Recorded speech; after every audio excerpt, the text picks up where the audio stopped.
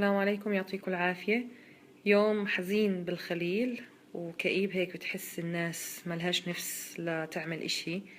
غدوة على السريع، اعمل لهم تونة مع بطاطا، اعتبروها سلطة، اعتبروها طبق رئيسي، زي ما تحبوا. اللي موجود عندي بطاطا، علبتين تونة، خس، ليمون، بصل، فليفلة، زيت زيتون مدقوق مع تومة وملح.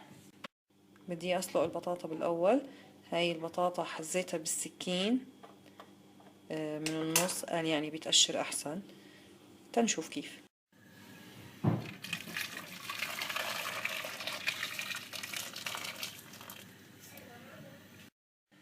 فرمت الخس، البصل، الفليفلة قطع متوسطة،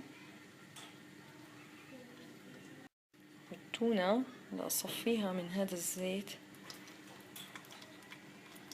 لانه بدي استعمل زيت الزيتون تبع التونة الثانية.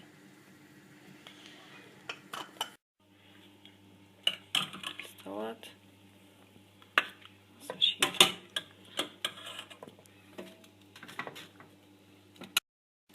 سلقتها، قشرتها، ما زبطت تقشيرها زي ما جابوا على الفاضي.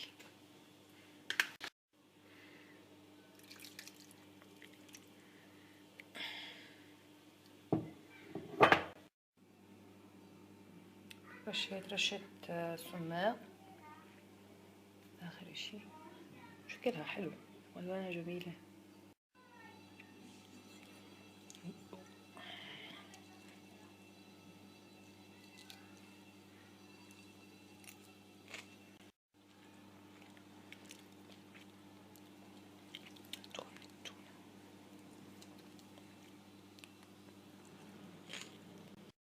روعة الروائع، بتجنن.